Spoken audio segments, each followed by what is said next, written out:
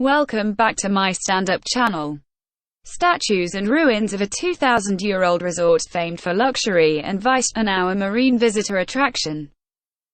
Fish flit around Enrico Gallicchio as he gently brushes away a layer of sand to reveal an ornate mosaic floor on which Roman nobility would have hosted non-stop parties in Bai, an ancient resort in the Gulf of Pozzuoli, close to Naples. 4 meters below the surface of the water, Gallicchio passes more mosaic pavements and the remains of walls that once surrounded a spa. The mosaics date from the 3rd century and are just a small part of the remains uncovered since Bai, now a vast undersea archaeological park, began to emerge from its watery grave. The site has become an unlikely tourism destination, even as work continues to uncover more ruins. "It was incredible," said archaeologist Gallicchio, who manages the undersea park. "In this area alone, we have found 20 rooms.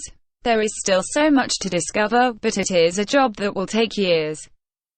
Local residents always had an inkling that something special lay beneath these waters. Ancient Roman relics were occasionally found during the 19th century. And in the 1920s the discovery of prestigious marble sculptures during a dredging operation off Pozzuoli so aroused the curiosity of fascist leader Benito Mussolini that he suggested draining the area to see what other treasures might crop up.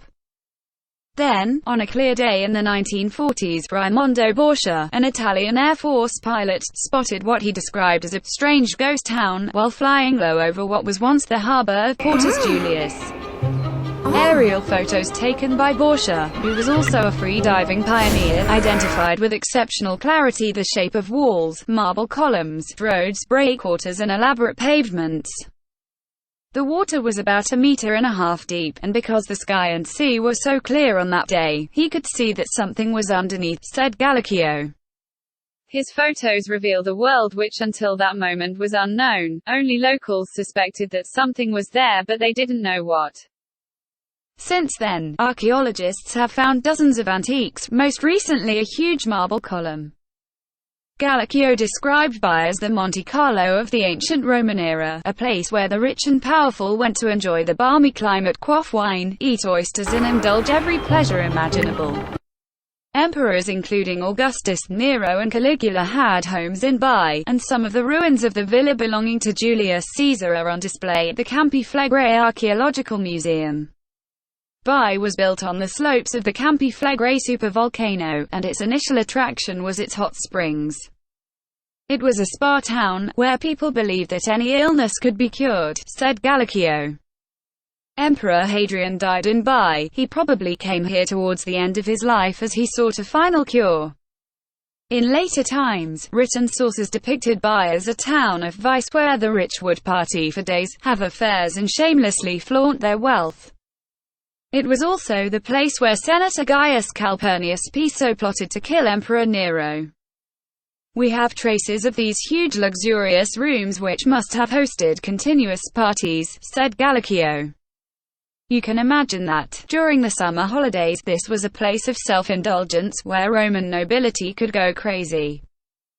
By the 4th century, a large swathe of the town had begun to sink as a result of bradyseism, where volcanic activity causes the level of the earth to rise and fall. The phenomenon affected the entire Gulf area, with the nearby commercial hub of Pozzuoli ending up under between 4 and 6 meters of water. Advertisement. Borgia's photographs prompted huge intrigue, but the first attempts at excavations weren't carried out until 1959 as scuba diving equipment became more sophisticated. An archaeological map of the submerged town was drawn up, showing roads lined with buildings. The first significant dig was attempted in the early 1980s, during which the Nymphaeum, a room filled with marble statues commissioned by Emperor Claudius, was found. Replicas of the statues stand on the seabed today. The originals are on display in the museum. Other discoveries include ancient baths, fountains, fish ponds where homeowners would breed moray eels for the tables of Roman gourmets, and a water pipe engraved with his surname in the home of Senator Gaius Calpurnius Piso.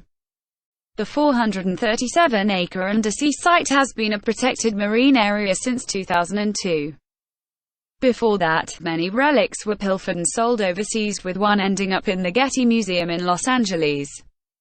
The thefts coincided with the increasing popularity of scuba diving. Some people took relics away without understanding how precious they were, said Gallicchio. Advertisement. Today, the site is tightly controlled by closed-circuit cameras, and a dive squad from Italy's art police carries out regular checks. We don't have any evidence of recent thefts, but we can't exclude it 100%, said Gallicchio. The column we found 10 days ago had a rope around it. Maybe it had been there for years, we don't know. Tourists can explore the ruins by snorkeling or scuba diving with a registered guide. There are 7 dive spots to choose from, including Portus Julius, the home of Senator Piso, and the Nymphaeum of Emperor Claudius.